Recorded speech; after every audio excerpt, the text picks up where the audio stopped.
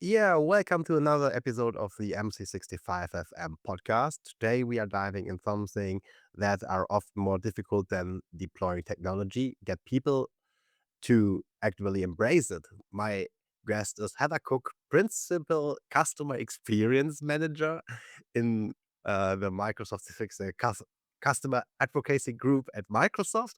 Heather leads the community engagement, customer advocacy, and growth initiatives that connect Microsoft with customers and communities around the world. Before joining Microsoft, she spent more than 2 decades building brands, producing thousands of events, leading marketing strategies, and helping organizations create meaningful experience. She's also a former Microsoft MVP, an author, newsletter creator, speaker, and one of the people shaping how Microsoft thinks about community and adoption at the global scale. Today's conversion isn't just about Copilot or SharePoint, it's about why communities matter, how organizations successful drive adoption, what makes great events unforgettable, and what content creators, including podcasters like me, can learn from someone who has spent a career bringing people together. Hello, welcome to the M365 FM podcast. I'm so happy to be here. Thank you so much for inviting me to come on and say hello to your listeners. This is awesome. So, yay. Yay.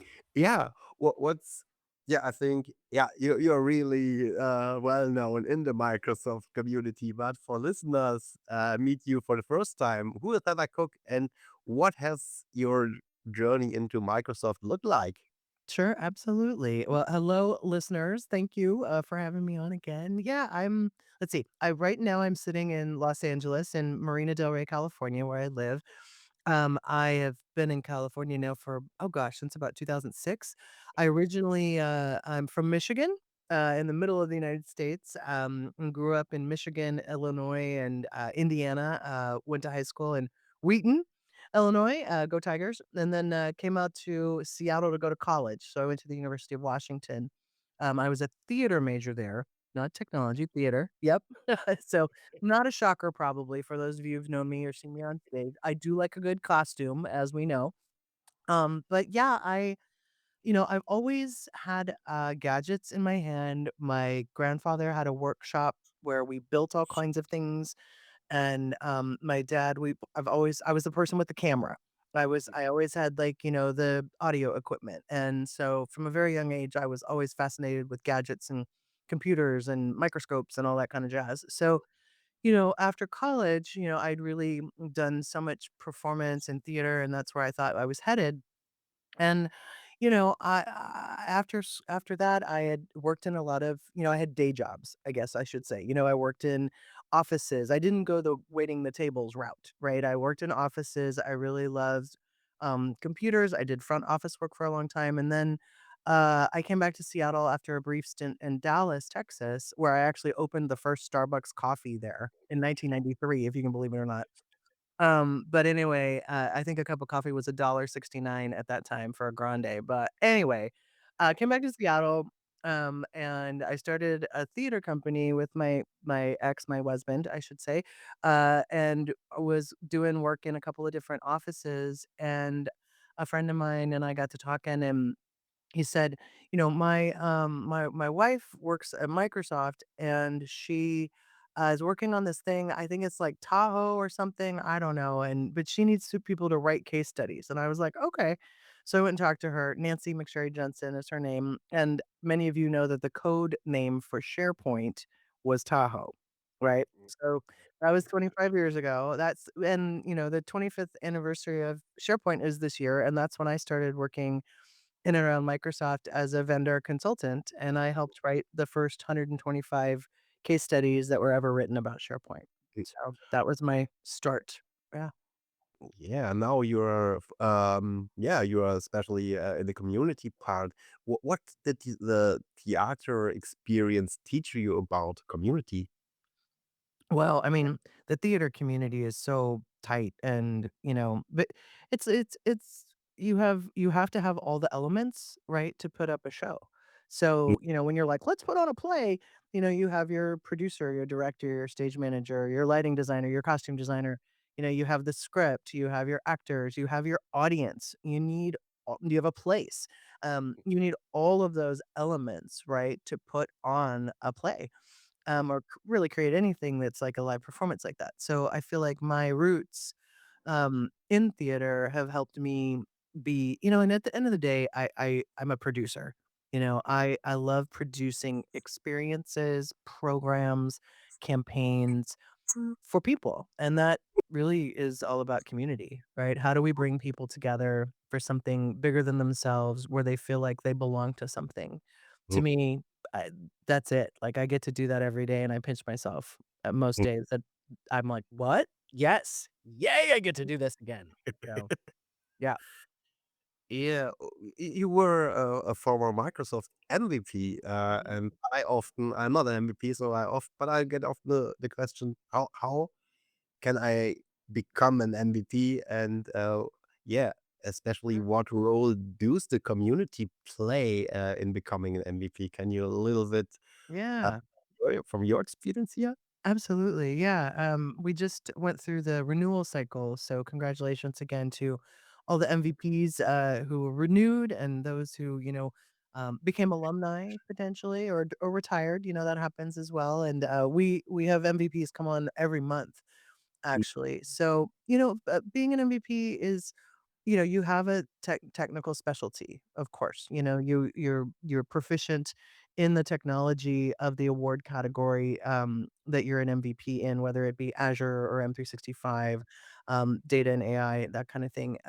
But also the big part of it is about contributing to the community, and so MVPs do that in a myriad of ways. So it's by, for example, doing podcasts like you're doing, or helping produce events, writing blogs, creating videos, sharing information, giving feedback back to Microsoft, participating in in the community itself, and being a leader and a guide and someone who is sharing and um all that sort of thing. So that is what embodies an MVP. Someone who, yes, has all the technical prowess, but also is willing to share that information with others. And so the way to become an MVP is that you have to be nominated by either an existing MVP or a Microsoft full-time employee. And so, and also, technically proficient and also contributing to the community. So, yeah, that's how you do that. Yeah, thank you. Mhm. Yeah, you also yeah, work especially or help, yeah, people like me. I do also Mhm. conferences. Sure. Yeah, getting yeah, reach and so on. What does the program or how does the program help people reach more guests and speaker? Mm. Yeah.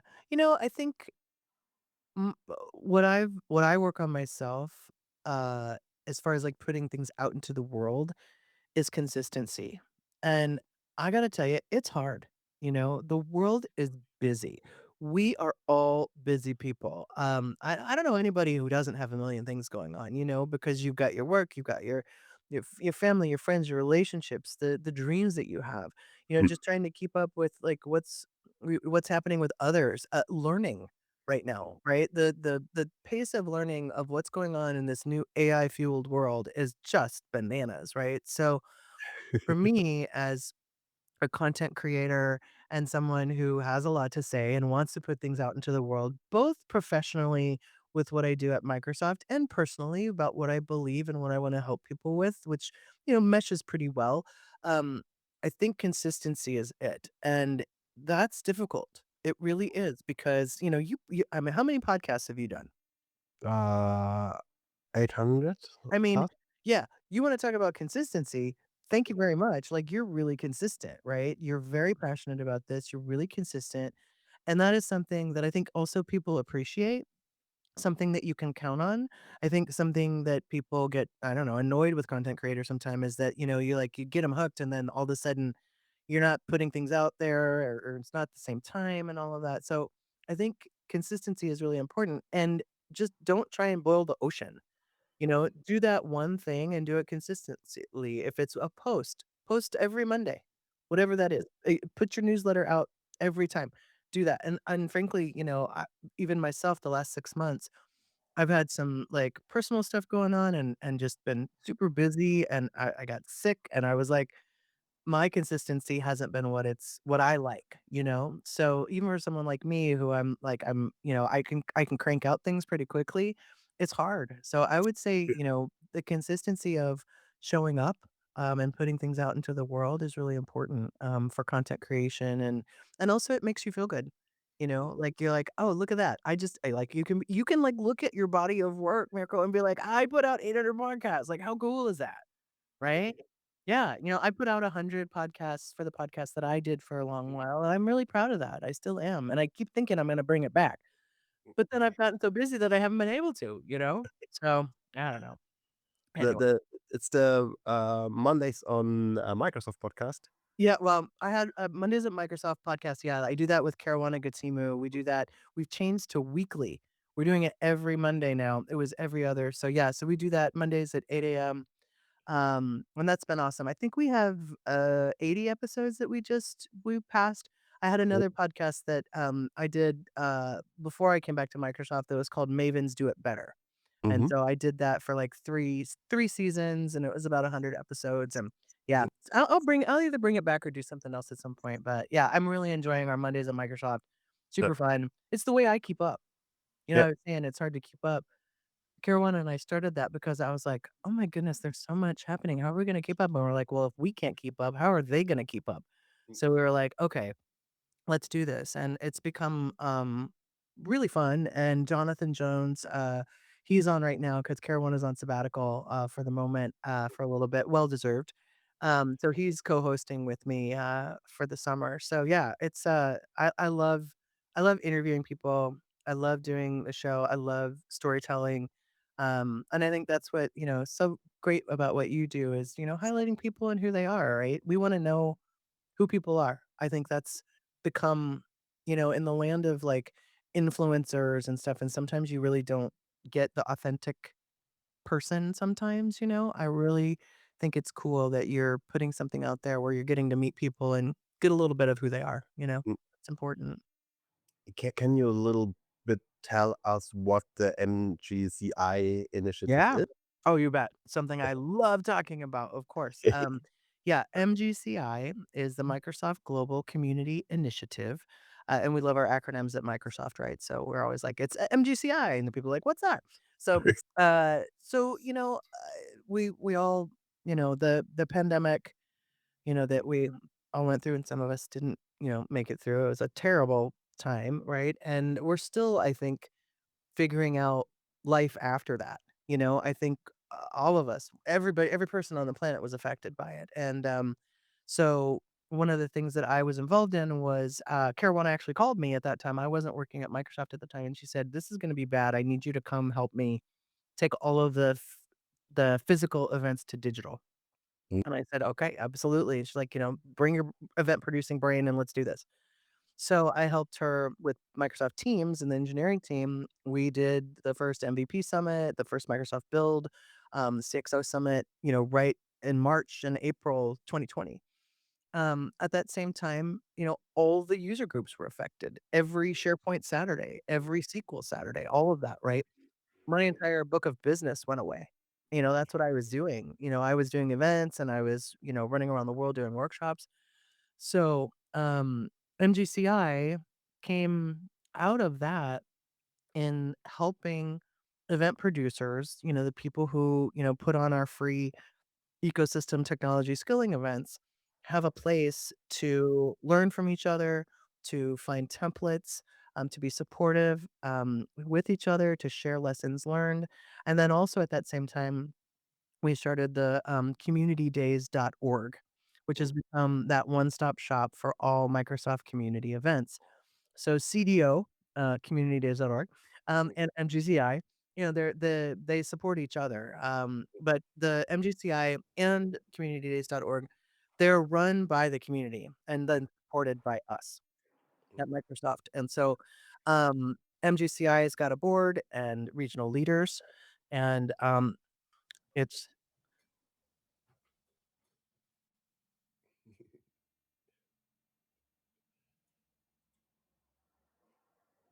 Sorry, I have a little bit of a cough and a cold right now, so pardon me. But anyway, MGCI has board members and regional leaders, and so they're all in the community, and so they run that site, and they are always teaching each other and helping with all of the templates and all of that stuff. So MGCI is really a place where anybody can join who's doing events and working on event production. Mm. Yeah, I have. Yeah, through your videos, I have found the community days, and I also I think Tom does also here a great job with the site, and yeah, and yeah, I also think people who really want be a part of the community can look here and join it, and I think that's I think it's a cool initiative. Yeah, it's been really fun to work on. Community Days is like 3 years old, and I was just I'm putting together certificates for everybody, and we're sending out stickers and all of that stuff for everybody. And then we just brought on another. We're now at like 110 regional leaders, so we doubled our regional leaders, and we did that because we really wanted to expand the global footprint for folks, and so we wanted to make sure we had more people in different areas of the world so they could support each other. And because there's some places that don't have a user group or don't have events, and so we wanted to help support folks who are, thinking maybe I'll start something new. This would be great. There's one question I often find. I have found the website and I put my events there, but there's also events on the Microsoft side direct. How I get my I don't find any function how I can add it there. Is there any trick? On the communitydays.org site. No, on I see also on the Microsoft side on Mm. the it's also events, but I don't find any option to add it there. Oh, yeah, yeah, yeah. I think that that Microsoft's if you're talking about the events.microsoft.com site, I think maybe that's what you're talking about. Yeah, that's run by the marketing team, and that's usually everything that's like flagship sales, partner webinars, and all of that sort of thing. So yeah, the place for community events really is communitydays.org. So yep, Okay, yep, okay. And then was this was a misconception. yep. Uh, um, yeah. When or what originally attract you to community building? Mm. I it was one of those things that really just I think happened naturally. I think, you know, I talked about this the other day with someone, and they were asking me about my childhood, which I was like, "Okay." But I was the new kid a lot. My dad worked for JCPenney's, and so the department store, and he was a fixer, so any store that was, like, needing a help, we got moved there, right? So Mhm. I moved, like, 4 times when I was growing up, and I think becoming the new kid and being extroverted because of that and be like, "Hey," like, "I'm the new kid, let's do something," and my family's house was always the place where everybody went. My parents loved having people over and stuff, and so I think for me, I grew up in a household of, like, "Get a plate, come over," like, "Be a part of this."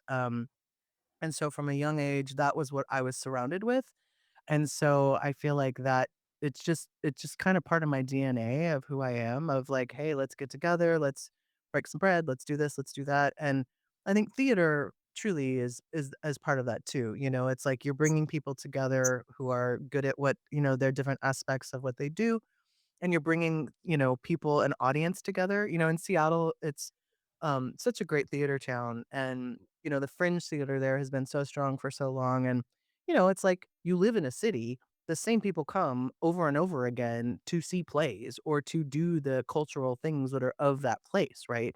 So, you're building community with these people, bringing them something, live theater or whatever it is that's larger than themselves.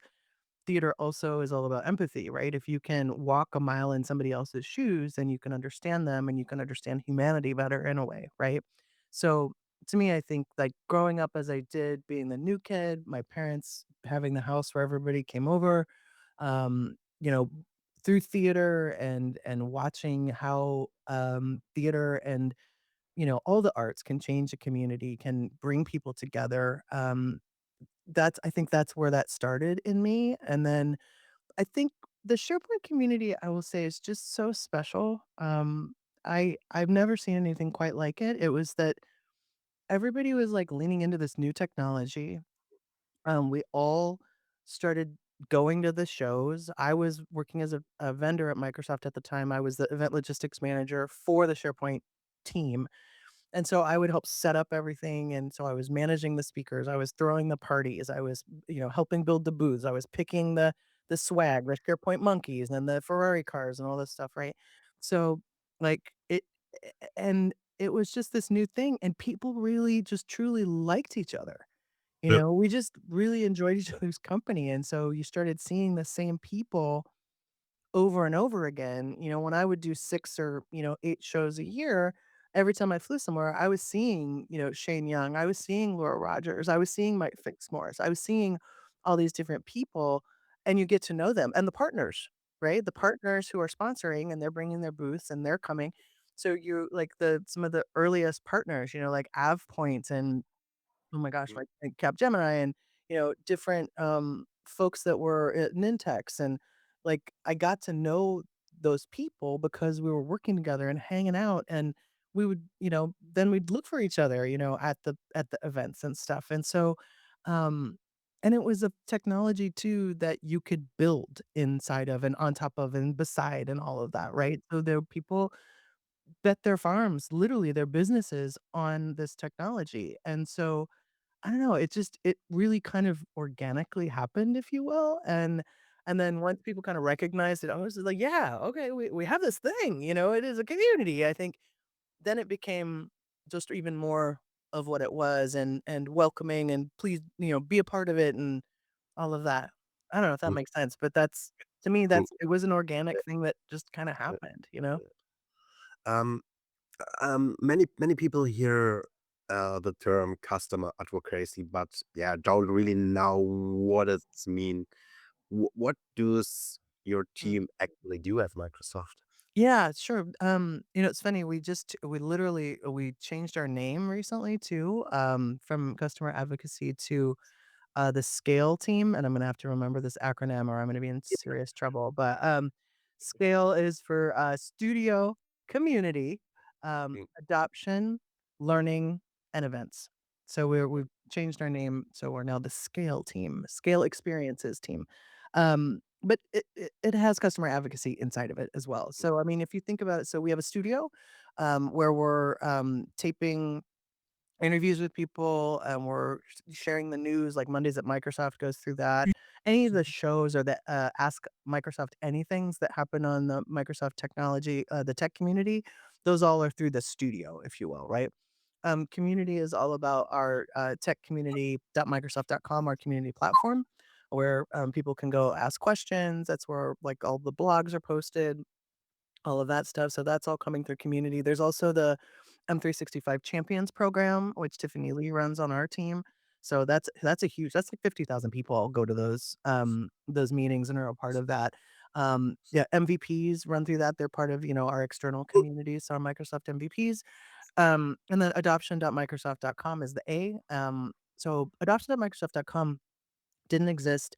I think it's like 8, 9 years old. Caruana was really the person who put that Caruana Gatimu, who's the manager of our team, and my co-host and all of that, but she really wanted an adoption site, for Microsoft, and she got it created, and it's, going strong. It's got m millions and billions of views, and information, and what's funny about adoption.microsoft.com for me personally is that I used to when I was a consultant and I was running my own business and I was running around doing workshops, right? I would go to the AMC site and I would go and I would pull down all of that adoption material, right?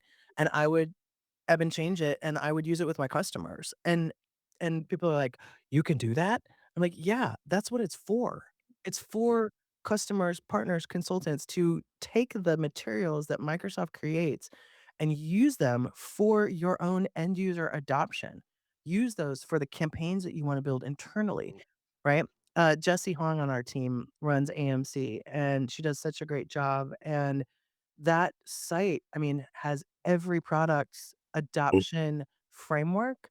It's got Copilot, prompts. It's got prompt galleries. I mean, mm. it's massive, and some people are like, "Wow, that's a lot," and I think, just start with one thing, but adoption.microsoft.com is awesome. And with, our learning, we're creating AMAs, Ask Microsoft Anything. We're creating webinars. We're creating, all of these different systems to make sure that people have a good way to learn. We work with the Learn team, Worldwide Learning, and all of that. We work with our marketing teams all the time. And then as far as events go, that's my, place where I, executive produce a lot of our events. And when we Microsoft sponsor an event, like we'll sponsor a third party produced event, like TechCon Seattle that I'm going to go to at the end of the month. We work with those producers, we bring keynotes, we bring our, sessions, all that sort of thing. And then our community days events, I'm gonna be in New York, this coming week, for Community Days New York City. And so I work with all the producers from, the one-day free events up to the 6,000, 8,000 person, events with our strategy, and how we show up at those. So, yeah, that's the job. Yeah. Yeah, I'm actually also I'm really interested in it, in the adoption, champion, stuff. So I have found it, and, can you tell a little bit more about the program? So I have done the learning path, and what's next? Yeah. Yeah, with adoption.microsoft.com, excuse me one second.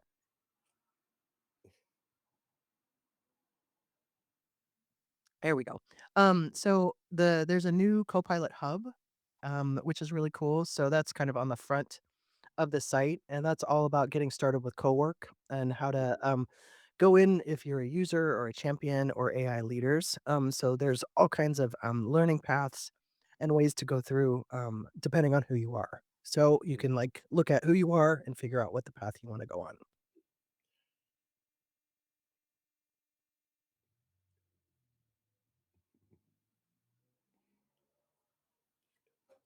Muted. You muted. Sorry about that. There we go. I muted myself. Yes. So, the other really cool thing is the prompt gallery. That's all been redone. And so you can go in and find ready to use prompts, helping rewrite things, exploring a topic, or summarizing emails or following up on emails, and then all kinds of there's amazing things in there that you can try. So that's where I would start first.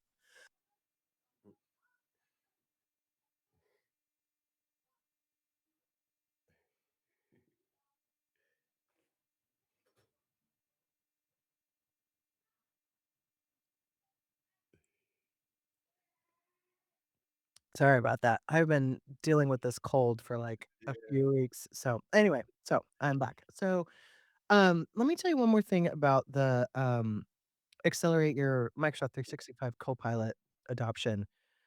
There's all kinds of cool what's new sections as well. And so you can see the AMAs there and all of the agent-a-thons that are coming up. So those are really pretty cool too. And champions, developer community, and everything is ready for you to check out.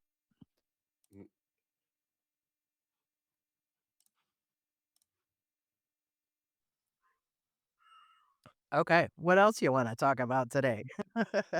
Yeah.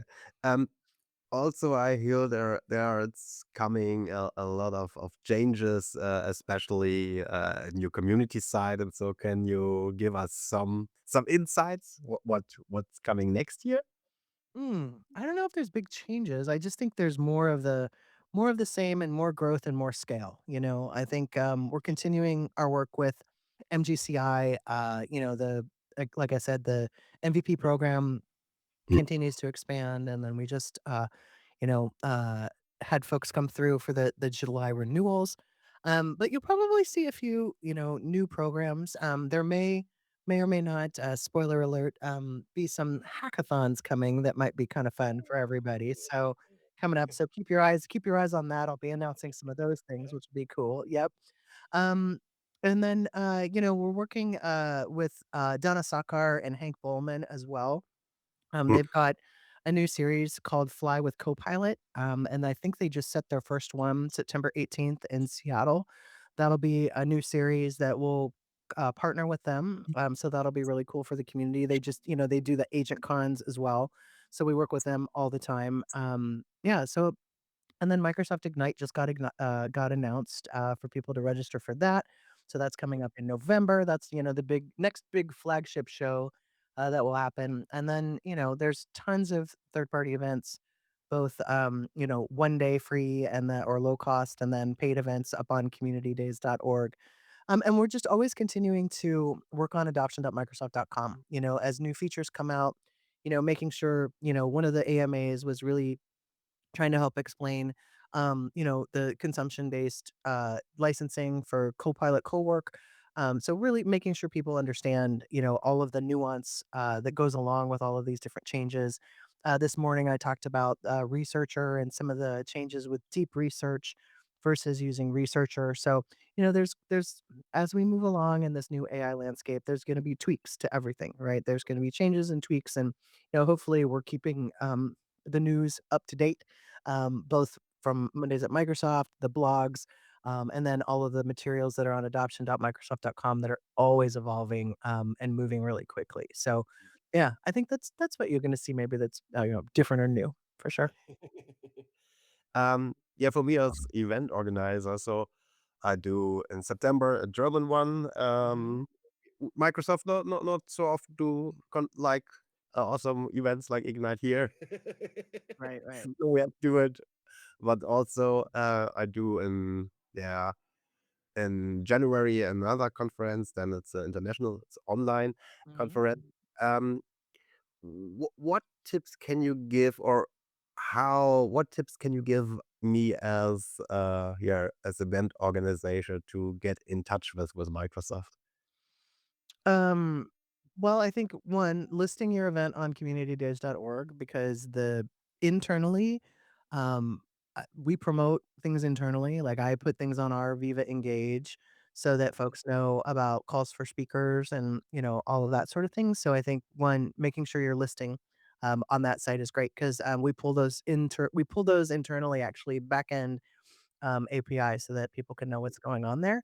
And I guess it depends on what you're talking about as far as like getting in touch with Microsoft. It's like if you're looking for speakers, or you're looking for different things. Like a lot of that comes through me, as you know. People a lot of times will just ping me and say, "Hey, looking for a speaker. I'm trying to do this, trying to do that." And different communities. My team, myself, Brian Wofford, runs the MVPs. He's the business group lead for M365. Jonathan Jones runs our studio. And so a bunch of folks on our team work with external communities. Tiffany Lee as well with the champions, and then on the different sides of the house, as far as like divisions, you can ask all of us anything, right? We all work on community. But Remerit runs things over in the data plus AI side for Fabric and Power BI. So she's a great resource over there. So I have one thing I do that I actually did. Gosh, it's 6 or 7 years ago now because when I started at my back at Microsoft as a full time employee, I started the Microsoft Community Council, and I did this completely selfishly because I was like, "Who is doing this work, right? And what are we doing? And how do we do it? And how do we help each other?" So there's about 400 people in the community council, and we meet once a month, and we bring different topics. We talk to each other about what's going on, and a lot of times for our flagship events like Ignite or Build, we'll come together through the council and make sure that whoever's working on that from the Microsoft events team, like Cassandra, was awesome, and she's come a bunch of times to tell us, what's going to be going on in community at Ignite, right? Because the event team really plans that and they kind of tell us what the experience is going to be and how we can click into it.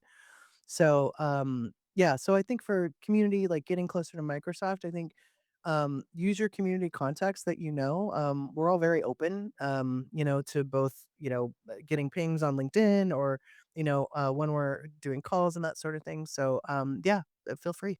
Yeah, that's it. I'm a signpost. I'm your community co-pilot. Point you to the right person. So, for sure. Yeah, I don't know if it's also someone you work on, but there it's also the YouTube channel. I think it's running Visa, um, by Visa, Juwonen.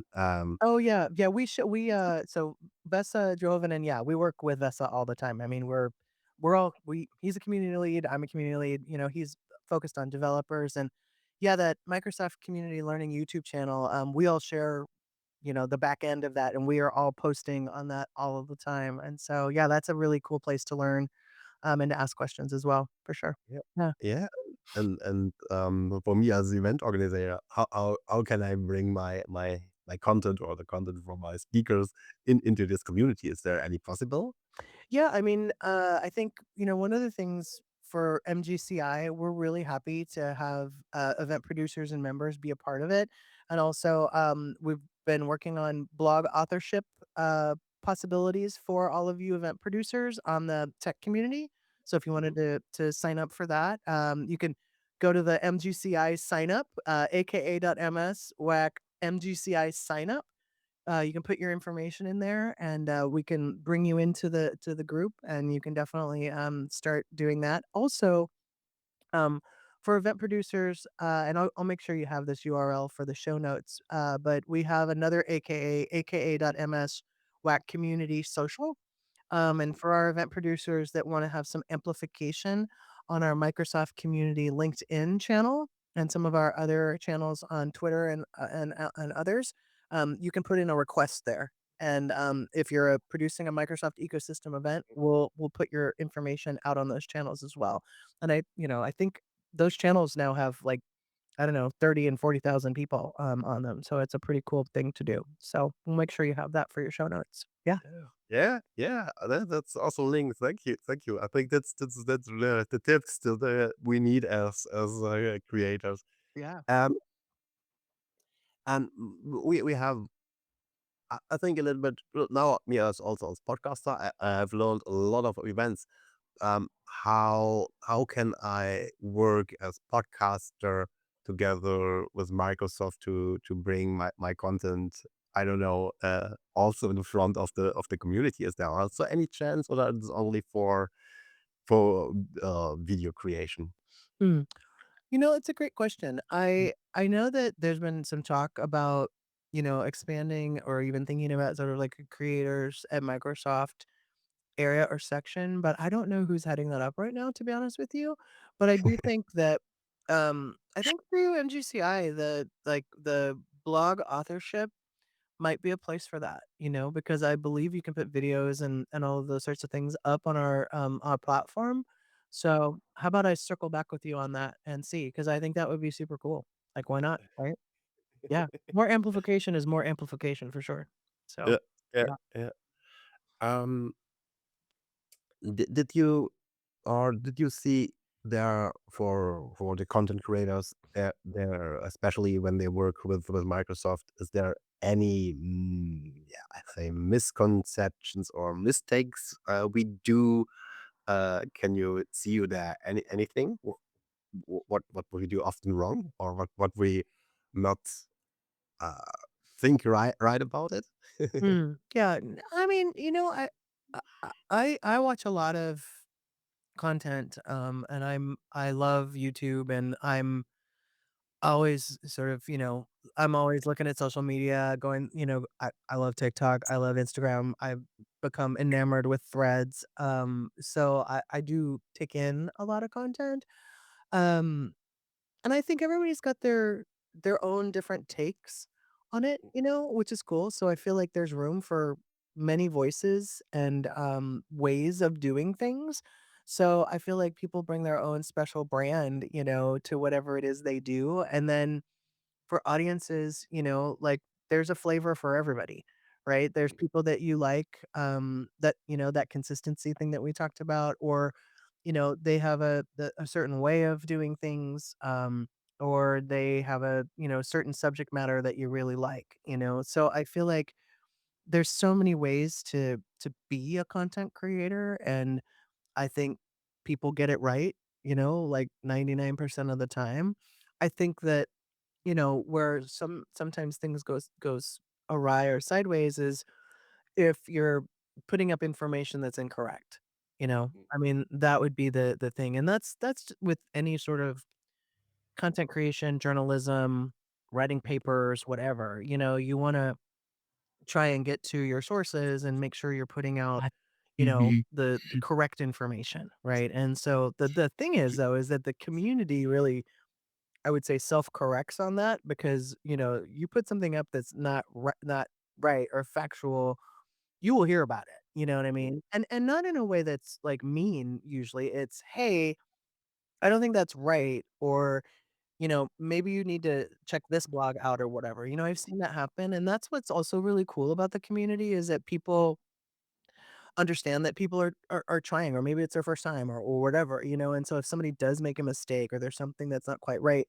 it's usually not, "Argh," it's usually, "Hey, let me point you to the correct thing so you can fix that," I think if somebody does that consistently a lot, that's when people may be like, "Hey, you know what? Stop that," kinda thing, but other than that, I think everybody has great intentions. People are trying things. There's still so many people who have never created a video or never created a podcast who really want to, and I think that's awesome. And there's so many resources, and then folks have done it for a long time. I think when I started doing my podcast, I reached out to Andrew Connell, AC, and CJ Chris Johnson. They had just started theirs, and I reached out to them because I was like, "Hey, I wanna do this," and they were so cool, and they've been longtime friends as well, but, they took the time to talk with me about, like, "How did you do it, and what equipment do you use?" and blah, blah, blah, like, all that stuff, and, that was super helpful. Christian Buckley as well, he's been doing stuff for such a long time, and then, I think about that, that wasn't that long ago. Like, that was, like, maybe 10 years ago now. I can't believe it's 10 years, but about 10 years ago. Um, so, yeah, I think the community is very hopeful. I think most people are, doing the right thing, and your beautiful your own brand and take on it will be something that other people love, So, yeah. Yeah, yeah, yeah. For people who want to start a podcast and don't know how, I offer Yeah, looking for new hosts that's willing to support me. yeah, Um, absolutely. I have talked with a lot of people, and there is one I don't know. There's one. Yeah, I'm not really know it, but I say it's a myth. And they say Microsoft don't like if content creators use AI. Is it true or for me makes no sense when company sells an AI product. Well, I mean, I don't know what you're referring to or who you're talking about or who is saying that, but, I mean, I think, with AI, I use it every day. I do, and it's a tool, Mm, it's another tool in my toolkit that I use, and I also for me, I mean, I've got 25 years of experience doing what I do, right? So it just makes me even faster than I already am, like, I'm pretty fast at a lot of this stuff, and I've come with that experience, and I also think it's about curiosity, like, being curious in technology is for me, a number 1, besides being safety, privacy, and responsible, right? And that's with me as an event producer. As an event producer, my job is to make sure that people are safe. mm, Number 1, every event producer out there, you bringing people together, you need to make sure that people are safe, right? Physical, all that stuff. And that's the same thing with technology and software, like and I think so that being something that I know Microsoft cares a lot about, and then secondarily about being curious, how do we use this stuff? What can help me? Now, I don't necessarily want my voice being taken and turned into AI and then me not control it everywhere. I don't want that as somebody who is a creator and as an individual. So I think there are things that there should be guardrails. There should be things that we're paying attention to. I'm not sure what you mean by like using it for podcasts, but like I think, even inside of different products, there's ways you can, do a voice. using AI. And I think that I don't know, I think that you do you lose some authenticity there? Does it seem real? Does it not? I think people are looking for authentic, and I think that, using AI to help build scripts or to do posting of social media or whatever, like, all of that stuff is great. I still think that there needs to be, as we say, a human in the loop, that's really important. So, um, I think you should embrace AI and also continue to embrace our humanity, both. Mm, mm. Yeah, when we talk um, humanity, and there's something I find it really interesting. There are a lot of companies and tech communities, but especially Microsoft has this. I don't know how they do it, but there's this women in tech that's Mhm. worked really good and inclusive uh, to their inclusion. I don't know, is it the right English word for this? Um, why is Microsoft there so successful in these topics?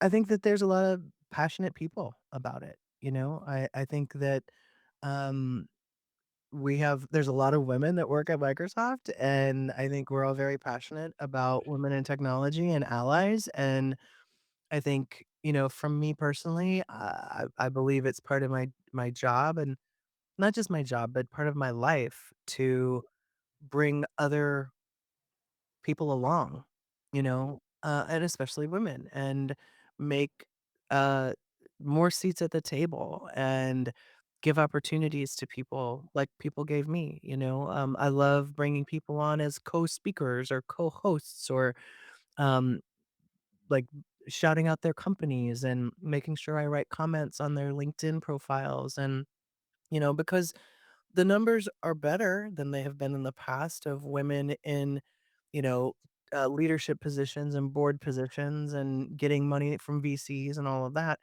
but it's not great still. So we need to have those programs. We need to have those conversations. We need to have the lunches and the sessions and the meetups and all of that, because it's important because the numbers don't lie. The numbers aren't where they should be. And I think Microsoft for sure for my work and the things that I do as a community engagement lead, I feel fully supported to do all the things I do by bringing that kind of content and those kind of experiences to the forefront. And, also, I gotta give a lot of credit to our third party producers, the event producers that are out there, which most of the event producers in the Microsoft ecosystem, they're family run businesses, Mm, truly. They're people that have been doing this. If it's not their immediate family, it's family and friends that have been working together for decades. And I gotta say all of them, are always happy to champion a women and allies in tech, session, meetup, lunch, all of those things. And then there's some really amazing organizations that exist, the WIT Network and Women in Cloud and Women in M365, Tech Stylers, Women in Power, rockstar women in AI security. Like I could go on, like I could name 50 amazing organizations that are doing great things for women. And also, LGBTQ plus TIA organizations as well, and different organizations that support, at Microsoft we have employee resource groups for African Americans, for Blacks at Microsoft, for mm, Latinos at Microsoft, all of that. And so uh, those conversations and getting together and talking about those issues are super important. And so, yeah, I feel like there's a lot of passionate people at Microsoft and outside of Microsoft, that care about those things and that make those things happen over and over again. But it is because people are passionate about it and keep asking about it and mm, keep putting those things out there, that's what makes them go forward. And we are supported by Microsoft for doing it, which is cool. mm. So, yeah. Yeah, I'm trying since I don't know since over a year to write my first tech community post. What? Yeah, um, because I have all these great podcast guests Yeah. and I learn so much and I will Mhm. share it. But yeah, I every time I before I send click on the send button. Yeah, I feel yeah, so self-promoting, and I think, I don't like it. What's your tips here? That's some imposter syndrome, I think, you know? You are I mean, you got 800 oh my goodness, you have 800 episodes. Like w like, you probably have you have content probably for the next decade. Literally. Literally, if you stopped right now, if mine was the last one, which I know it's not going to be, but, oh my goodness, you could take that and write so many things. I mean, I bet and that's something you could use AI for because you have such a large body of work. If you have all the transcripts, you could point, Copilot at that and say, what are the uh, what are the topics? Where have people come to the same conclusions on things? Or, like those, each one of those are a blog post easily. This is how people think about X or whatever. So the thing is that if you're doing a podcast, what do you want? You want people to hear it, right? So putting a blog post up afterwards with your show notes and what it was about or to promote it, there's nothing wrong with that. That's awesome. Like do it. Like be curious and push the button. You got to push that button, my friend. Like seriously. Yeah. Yeah. I mean because here's the thing. Our life is short.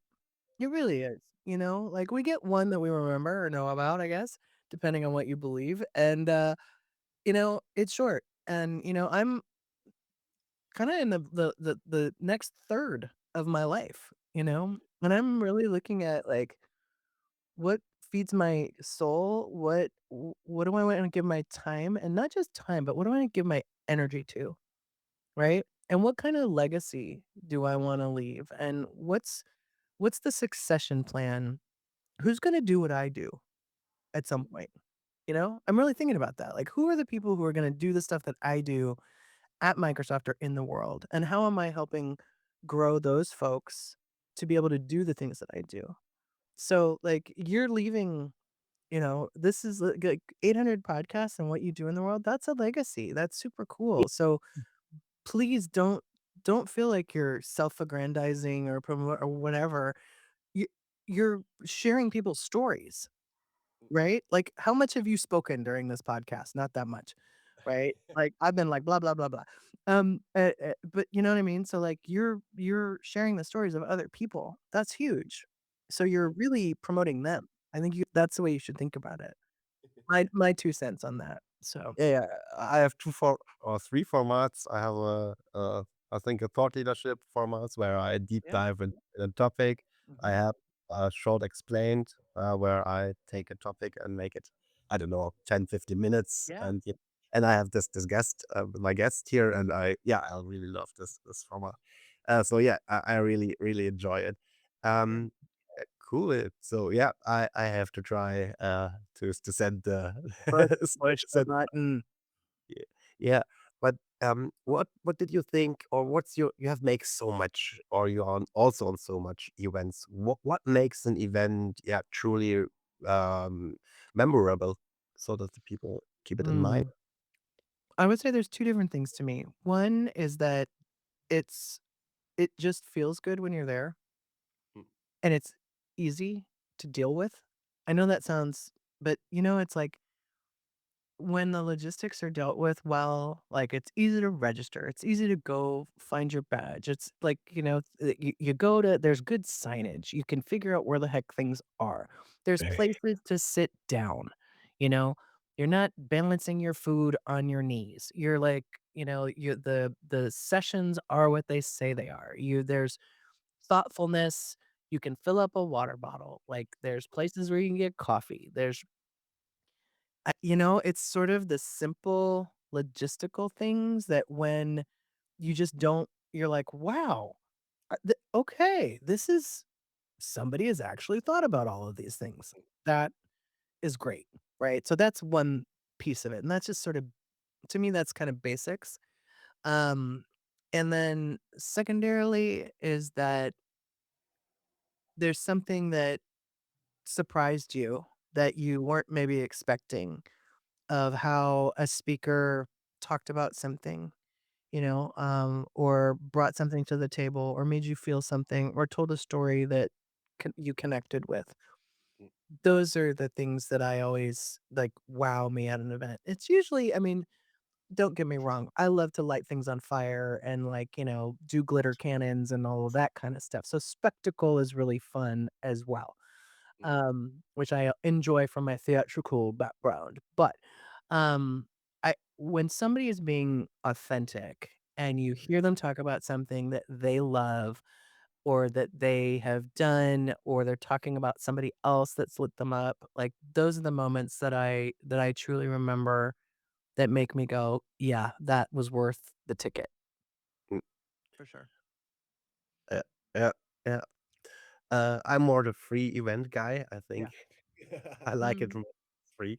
But yeah, um, yeah, I have in every podcast a quick fire round, so Okay. I get short, short, short sentence. So, one Microsoft 365 feature everyone should use more. Facilitator. Your favorite Microsoft community event. I can't tell you that because they all are my favorites. I love them all equally, but I will say that I do love the free events for sure. I mean, they're homegrown and community days events are awesome. So, but I can't tell you I don't have a favorite of my children. Stop it. Okay. Most underrated productivity habit. What did you say? A most underrated productivity habit. Oh, underrated productivity habit. Having a to-do list. Remote work or in-person collaborations? I love them both equally. Yep. One community builder everyone should learn from. Oh, one community that everybody should learn from. Oh gosh, that's a tough one. Um, I say, yeah, my Caruana Gatimu for sure, and Donna Sakar, both, I would say, amazing. But are you talking about a Microsoft person or a community person? It called also Whoever, the whoever. person Yeah, yeah, community. yeah, yeah. Okay, fair You're enough. free. Yeah, I'll leave Um, it with Microsoft because again, I can't pick favorites. So, mm, is there one book that influenced your career? The Tipping Point, by Malcolm Gladwell. That's Mm, where the word Maven came from for when I named my company Creative Maven. So, yep. Um, one Copilot feature every people should try today. Corporate feature, Copilot feature. Go build an agent. I love it. Like you can build an agent, and I I use many of the agents for writing newsletters every day. I'll point an agent at either a Word document or a PowerPoint and create a newsletter from that. Love it. So, Yeah. yep. Was there any Microsoft announcement that, yeah, you really enjoy or make you wondering? I'm always excited when we're talking about, new features in SharePoint because that's where I came up, so I'm always looking for, what's new and what's coming in SharePoint. I think there's so many new cool AI features that are inside of SharePoint, inside of Copilot. So I always keep my eye on SharePoint, of course. So and I still really love OneNote. Shout out to OneNote. I still love it. So, yep. If someone builds a stronger professional community, what's the first step? Listen, listen and get feedback from people about what they actually want. Don't build something without talking to people first. Yep. Yeah, so then thank you. And then comes my closing question. If listeners remember only one thing from this session today, what should it be? Be curious, push the buttons, play. And one of the most important things you can do in your life is curate deep personal relationships with other people. It will last you your entire life, and it's super important. So be curious, push the buttons, play, and curate those relationships. Yeah, then Heather, thank you so much for joining me today. I think this session was a great reminder that successful technology isn't just about features; it's about the people. Yeah, we cover a lot of topics from SharePoint at the start, Yeah. customer advocacy, building communities, and learning about trust, relationships, and so on. It was really great. Yeah, also all the links to people find in the show notes and the link to your profile, LinkedIn, and so on. Yeah. I also appreciate all the advice you share for creators and podcasters. Building an audience it's one thing, but building a community is something entirely different.